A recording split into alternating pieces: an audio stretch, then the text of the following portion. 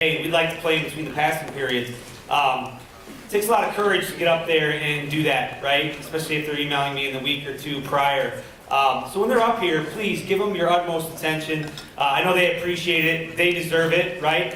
They're putting themselves out there, just like all of our writers, all of our musicians do in our planned periods. So please make sure you give them some love. We, of course, always thank the Friend Boosters. If you've got a family member on Friend Boosters, when you go home, give them a hug, give them a kiss. At the very least, thank them for getting you out of English all week. That's the least you can do. And maybe art. I know some of our art teachers come fairly frequently. Tomorrow, we do have a Writers Week podcast. So what I would encourage you to do is listen to Write Life, a Writers Week podcast. You can subscribe on iTunes. Gloria will eventually be on one of those. You can kind of keep your eye out for that. Other than that, I'll get started on our speaker. You don't need to hear me talk. Gloria Chow's effervescent debut explores topics and themes that are salient for all teens and is a funny and true-to-life contemporary novel. The early praise for Gloria's debut novel, being released officially tomorrow, but available here today for just $18, is entitled American Panda. Her novel explores the life of a 17-year-old Mei Lu as she copes with her freshman year at MIT, her parents' very specific plans for her life, and her developing crush on a boy that flies in the face of what her parents expect of her. Ooh. She finds herself questioning her predetermined path in life by her parents, while forging her own identity before her web of lies to her family unravels. Life, unlike the panda, is not always black and white. An MIT grad turned dentist turned writer, she'll go into that more later. Gloria loves board games, was a black belt in Kung Fu, and was a competitive dancer before it was, in her words, drilled and suctioned out of her. However, she's not afraid to dominate Dance Dance Revolution when the time calls. Please give a warm welcome to our presenter for this hour as she pirouettes her way to the podium. Hey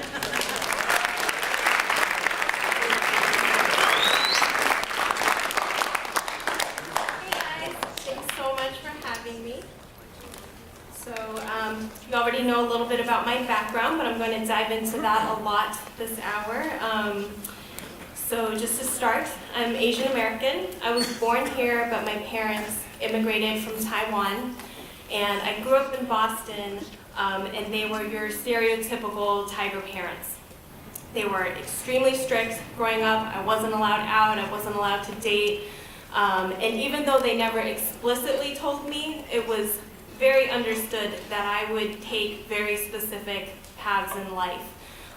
They really stressed math and science growing up. They even, told me, English isn't as important. You want to take the AP to get into a good school, but, math and science is where you're going to be pursuing your career. And so, they wanted dentist, doctor, lawyer, all the very prestigious careers that they could brag to their Chinese friends about and get the oohs. So because of that, I never really considered that writing could be a possible career for me. I went to MIT and studied business, and MIT is very math and science focused, as I'm sure you guys know. Our humanities, includes like economics, like it's not, like the other schools. And I basically only took one writing class there, and that was because I wanted to, not because I had to. And then after that, I went into dental school, and the problem was I had a really hard time when I was there. I became very germ conscious. Every day in class, they would have all these lectures about just how bacteria was everywhere. They'd say, you find the same bacteria as on the toilet, on the doorknobs and the shopping carts and your phone. And then I would see patients and their spit would be flying into my hair, and I'd have to, be, dealing with pus and blood. And it was a really hard lifestyle for someone like me who really struggles with that. I had other friends in dental school who it clearly wasn't a problem for. They could, see patients all day, get spit in their hair, and go home and not shower and go to bed, and they were fine. But for me, I would have never been able to do that. And I was just really unhappy, starting from the first day, really. But I felt really pressured by my parents to stick it out. And so I did, I graduated. I even worked for a year as a general dentist, and it just felt like every day was worse. It wasn't until my husband and I moved to Chicago for his job, and I was waiting for my Illinois dental license, and he suggested to me, like, oh, you seem to really love writing, you know, do you want to try it full time? And I still remember the moment when he said that to me, my mind was blown. Like, I can't write, like that's not a job, is it? Like it just didn't even occur to me that this was a possibility. And then immediately after I started thinking, and why do I get to write? You know, I've never taken any classes, I don't have any training. And I was told by, you know, my English teachers in high school that, you know, I wasn't a good writer. You know, I was told, you know, you're good at math and science, that's what you should be doing. And it felt like the whole world was telling me, you know, this is the one set path for your life. So that was really hard, but I just loved writing so much. It was the one thing that kind of took me away. When I was in dental school, I found my way back to reading. When I was in high school, I didn't read at all, like no books. I was using SparkNotes for my English classes. I just didn't have time, you know, my parents put me in like all AP classes for math and chemistry, and, you know, and so I was just, you know, skimming by in English. Maybe that's why my English teacher said I wasn't a good writer. I never really thought that this was something that I would be allowed to do, but then in dental school I found my way back to reading. I loved books so much. I fell in love with young adult books, which weren't really available when I was in high school. That was kind of a new thing that Harry Potter and Twilight brought about, and now there's so many young adult books that are available. And I just loved young YA so much, and that's when I started writing. And as you can imagine, when I told my parents, no, I'm not going to be looking for dentistry jobs, I'm writing full time, they were really upset. At first they didn't even comprehend, you know, they were like, what do you mean you want to write? Like, what is that? Like, they didn't even know what I was talking about. And they were so upset that they stopped talking to me for a while. I think part of the problem was neither of us knew how to communicate with each other. Growing up, you know, I had a very traditional upbringing of, you know, you honor your parents. You just do what they tell you. You're not allowed to ask questions. You don't get to know why. You just do what they tell you to do. And so we never learned to communicate because it was really just them talking and me listening, and I didn't know how to tell them how unhappy I was. I even tried, and I explained to them, like, this is really hard for me. I tried to explain about the germs, and they just didn't understand that. And I just tried to explain, like, you know, I'm miserable day to day, and they were like, well, nobody loves their job, like, you have to make sacrifices. And they even said, you know, we made sacrifices coming to America, and, you know, we just don't want you to have to suffer in the ways that we did. We want you to have a stable career, which made it even harder. I knew that they just cared about me, and they wanted the best for me, but the problem was they didn't really know what that was. For me, being a dentist, it was just, I felt like I was almost a different person. I was just day to day so, you know, having such a hard time that I felt like I couldn't be myself. And we just couldn't communicate that to each other. And so in some ways it just felt easier to stop talking. And it was actually years before my dad would even say the word writing to me. It was like, he felt like it was just so forbidden, that they just like wouldn't even talk to me about it. And so a lot of that worked its way into the book. I started writing this when I had that conflict with my parents. And so that's why I made her parents really traditional. They want her to be a doctor, and she's also really squeamish with germs and is having a hard time. And I wanted to make it clear just how it was impossible for her to go into this career and be happy, which was nice because I ended up getting to use a lot of my experiences from dental school, so it wasn't like all of that was just thrown away. And because of this book, I actually ended up talking to my mom a lot more. I started asking her all these questions about why they did the things that they did, why the culture was so strict in such specific ways. And it was the first time I had ever asked her these questions. I was terrified as I was doing it, and I kept reminding myself, it's for your book, you can do this, but I was shaking and sweating, and you know, I had no idea what she was going to say.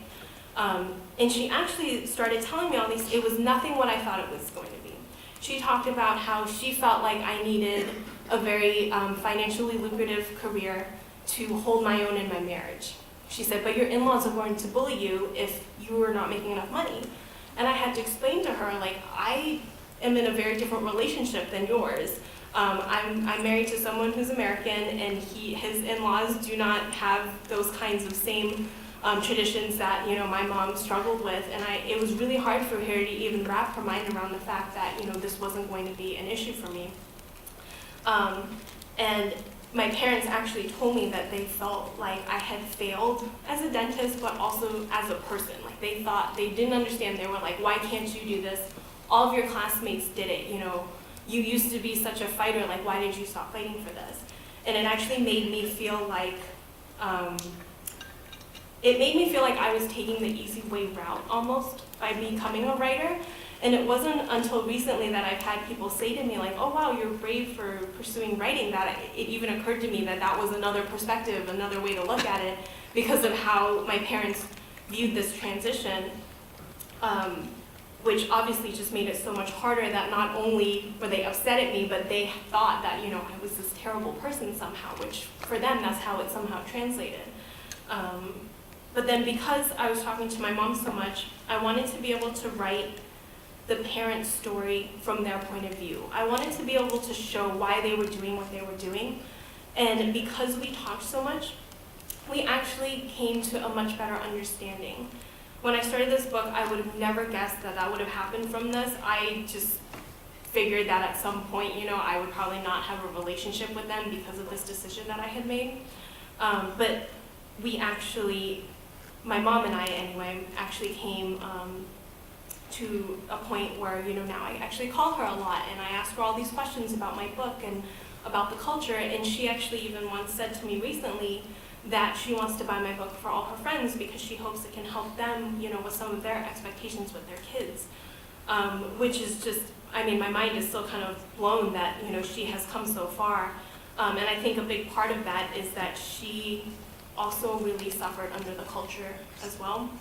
I cover a lot of this in the book, but my mom ended up making a lot of decisions that she probably wouldn't have made if it wasn't because of the culture, and I think it was really hard for her to kind of open up her mind and see all of that.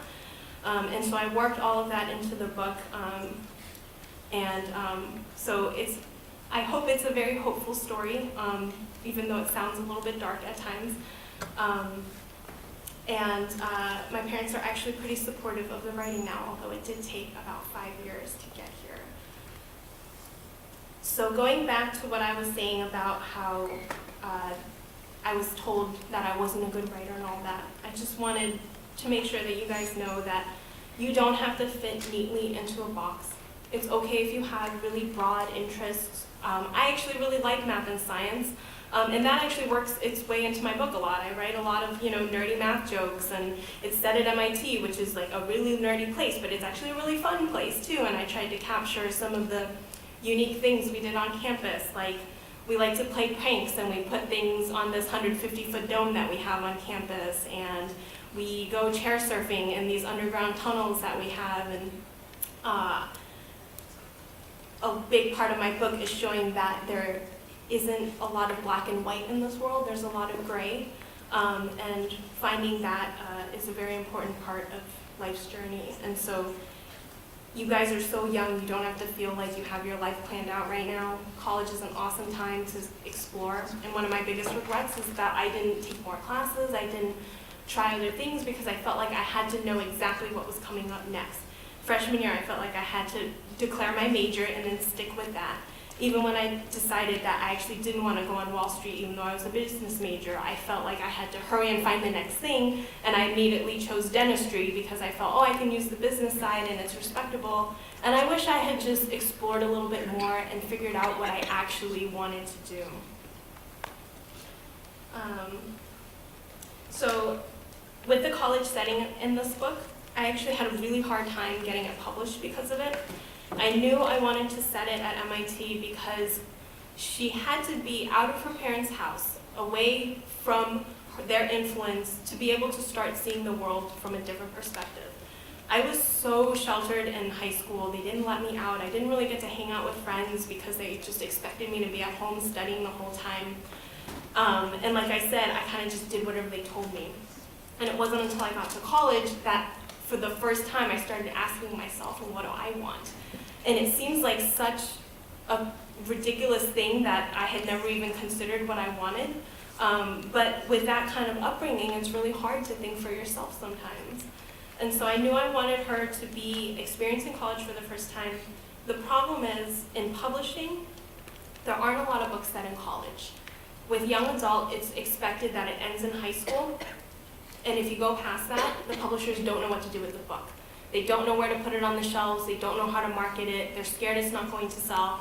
And because of that, I had to rewrite this book at least 3 times from scratch, just trying to figure out where it was going to fit. I tried to make it for adult. I tried to make it for this emerging category called new adult. And I'm really lucky that I found an agent and publisher who was okay with it and let me keep it. But I do know that I actually lost deals from other publishers just because they were like, well, we didn't know what to do with the college setting. And they even asked me to change it to high school, but I felt like there wasn't a story there. It was going to be a completely different story where she's still under the umbrella of her parents' control, and she wouldn't be, it would be a completely different story. Are there any writers in this room? Awesome. So I just want to talk a little bit about the writing process. I want to switch gears a bit. Like I said earlier, I felt like I wasn't allowed to write because I was never told that I was good at it. I didn't have any training. And when I started on this journey, I didn't have any money to go back to school. And I just read as much as I could in all categories and all genres. And I studied books like I studied dentistry and other things in my past. And I actually feel like I learned so much just by studying these other authors who are amazing. And so I just want to say, if you do want to do this, you don't have to have, proper training. You don't have to have an MFA. Everybody can write. And almost everybody, as I've heard, has a very bad first draft. I know I certainly do. I feel like what sets the writers apart that end up getting published is that they just love writing so much that they'll put in a lot of time to revise it. Some people, don't think it's fun to be working on the same book for years. I mean, I worked on this book for 3 or 4 years full time, not doing anything else. And I understand that for someone else that probably sounds horrible. But for me, I loved every minute of it. So if you love writing and you just enjoy the process, I feel like, definitely keep going. I feel like a lot of the success just comes from hard work and putting in the time that you need, and that's enough to set you apart. Another thing that helps is I write for myself first. Whenever I start a book, if I'm thinking about how other people are going to react to it, it's really hard to get those words on the page, especially for a story like this. If I thought my parents would ever have a chance to read this, I wouldn't have written a single sentence of it. And I'm still terrified to this day of my parents reading this book, which they haven't read yet, which comes out tomorrow. So I will have to face that pretty soon. So I kind of focused on what made my story unique to create this book. I used to feel like it was a disadvantage for me that I didn't have the English background. I didn't have, a love of books, and I always knew I was going to write like a lot of these other authors say. But I ended up using a lot of my background. I used the MIT setting, which is very unique. I used my love of math and science and all those nerdy jokes, and I put them into this book. I even used some of my dental school experiences and put them in here. And I actually feel like that makes my book stand apart from a lot of the other ones out there. So if you're writing, try to figure out what's unique about your story and, play that up, because I think those are the pieces that really bring a story to life, is the ones that you can inject a lot of personal, your perspective and how it happened. There's a lot of things that, you notice that if someone's making it up, they're not going to be able to think about those details. Another thing that I learned when I was writing this book was that my parents do a lot of things that are so ridiculous that they are just funny in and of itself.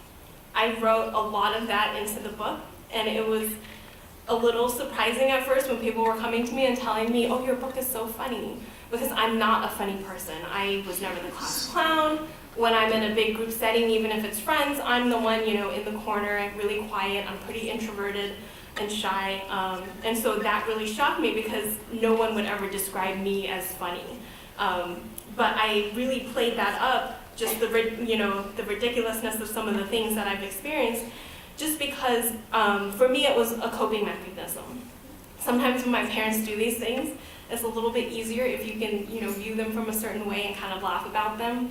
And if you guys are familiar with the movie My Big Fat Greek Wedding, I like to think about, this book as kind of like that, in that, it takes some of the culture and you kind of view it from an Americanized point of view, and just that in itself will make things a little bit funny. So as an example, I'm just going to read a passage here. So these are things that my parents definitely do with their friends. And my mom has said a lot of this in the past, unfortunately. Hanwei is now begging for money in exchange for guitar lessons. You mean he's teaching music, like many other normal people? Not normal, last resort. Soon he'll be just like Yingna. Poor Yingna, the Taiwanese American cautionary tale of a girl who chose happiness over honoring her parents and was cut off financially and emotionally. Now she was the piku of every rumor, all created to support other parents' warnings. Yingna decided to major in English and now lives in a refrigerator box. Yingna had an American boyfriend and he stole all her money. Yingna had one sip of alcohol and flunked out of college. And for my mother, Yingna veered off her parents' career track and now takes off her clothes for quarters. And later on this page, this is another example of how I used a lot of the things my mom says to weave it in with a little bit of humor. As the waiter handed me my papaya smoothie, my mother poked my breast. These are still so small, like mosquito bites. Due to rumors of a papaya-eating Aboriginal village in China that churned out big-breasted women, my mother had been forcing mushy pink fruit down my throat since I hit puberty. Spoiler, it didn't work. Which was true for me. I ate so much papaya growing up, and it didn't work very well for me. And here's another example of, these are the kinds of conversations that my family has at big family gatherings, around Chinese New Year and the holidays. We basically don't have the same conversation, and everyone's always talking over each other and talking about something else. May, my aunt said between bites, you should think about going on a diet. Or you should start exercising, like Baba. Did you know he could have been in the NBA? He turned it down for computer science. I mashed my lips together to hold the laughter back. Once a week, my father huffed and puffed around the gym with other 50-year-olds. There was more heavy breathing and yelling of Chinese obscenities than exercise. He's a regular old Jeremy Lin, all right, I said, expecting to end the conversation since no one would understand my reference. No one is as good as Jeremy Lin, my mother said. Lin's sanity, Nai, my grandma added. I choked on my tea. Do either of you know who Michael Jordan, Kobe Bryant, or LeBron James is? Nai smiled. Eat your vitamins. I answered my own question. They're basketball players. We don't know them because they're not as good as Jeremy Lin, my mother said with a shrug. I had forgotten about what I like to call the Asian club phenomenon. That my family didn't know Brad Pitt or J.K. Rowling, but they knew Lucy Liu and Amy Tan. Was it because so few Asians broke into pop culture that they felt a sense of shared pride? Or was it because they felt a bond with every Asian, even the strangers we bumped into at Kmart and Costco? Too bad you didn't go for it, Ba, I said. You could have been Lou Sanity. Well, that doesn't really work. Lunar eclipse, because you would eclipse everybody. Nai nodded. Lunar, we use lunar calendar. I nodded at her, too distracted to care that she hadn't gotten my joke. A rare opportunity had presented itself, but it was so risky, I was jiggling my leg the way my mother hated. Do you guys think Jeremy Lin's mother was right to let him pursue his MBA dream? Do you remember Peter Chang, my mother asked? You got locked in the bathroom at his house when you were little. Well, he was roommates with Jeremy Lin, and Peter is now a lawyer, making tons of money. I heard he bought his fiancée a 3-carat diamond, huge, the size of my fist. She held up her tiny clenched hand to demonstrate. So at least Jeremy Lin went to Harvard and has that degree as backup, which is how my family feels about Jeremy Lin. And I did get locked in his college roommate's bathroom when I was little, actually. So another way I try to incorporate some humor and also to show in a very limited space just how overbearing and simultaneously caring the mother is, was that I put voicemails at the end of every chapter that her mom leaves her, which implies that she's basically constantly calling the main character and just leaving all these voicemails. And if she doesn't pick up, she assumes that she's been kidnapped out of her dorm room, or that she's doing drugs, or she's pregnant now. Or they're ridiculous like this one. May, I read today that using a tea bag more than twice will give you cancer. You're not doing that, are you? But you shouldn't use it just once either. Waste of money. Use it exactly twice, okay? Call me back immediately. This is urgent. Oh, and it's your mooching. And she ends every voicemail with, oh, it's your mom, because, she thinks that May doesn't even know who it is. So another way that I worked in some of the fun cultural traditions is there's no chapter 4 in this. The reason for that is because the word for 4 in Chinese is pronounced si, which sounds a lot like the word for death, which is si. And so because of that, the number 4 is unlucky in the culture. Sometimes even in hospitals in Taiwan, you're not going to have a 4th floor because it's unlucky. So it's kind of like the American version of the number 13. And so because of that, I have no chapter 4. It skips directly to chapter 5. And I have a little comment in there about how her mother would fate if the number 4 was anywhere in this book. But I also took out chapter 13 because she's Chinese American, and I really wanted to stress that she has equal superstitions and she's struggling with her identity with both. And another thing you'll learn in this book is I put a lot of Mandarin in here. So one example is there's this Chinese phrase that her parents and mine use a lot. The English translation is "don't take your pants off to fart." And it basically means, don't do anything extraneous, don't do something that you don't need to do. And her parents like to use it in reference to her dating because they say, well, we've already picked out your husband for you, so, don't take your pants off to fart.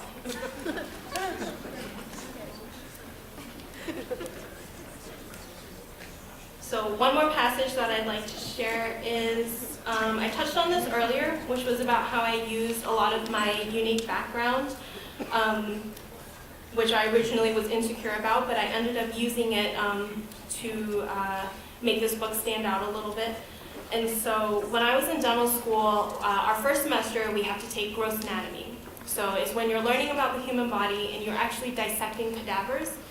And you do that to learn, where nerves and muscles and different things are, and you're actually, cutting out the fat, and you spend a lot of hours just cutting out fat. And when I was there, I was the only one having a really hard time. Whenever the professor asked, who wants to do this, everybody else was jumping at it, and I was the one kind of shrinking away, being like, okay, you guys can do that. Like, yeah, I have no interest, which was kind of the theme of my whole dental school career. And so I obviously fictionalized it since she's not in dental school. So this is just, she has one day where she's trying to figure out if she can make this work, and she's just shadowing someone at a medical school. The ease with which the medical students milled about felt so out of place I stopped to stare. One student leaned against his cadaver's leg as if it were an extension of the exam table. Another excised neck fat in the same manner one would hack apart a fatty ribeye. The bodies were no longer human. No one looked at them, and the ones who did saw past them. I felt someone grab my arm, and I numbly followed Anna's tug to a group at the back of the room. The balding professor, Dr. Wilson, according to his hospital badge, patted the cadaver's ankle with a gloved hand. "How's Ruthie today?"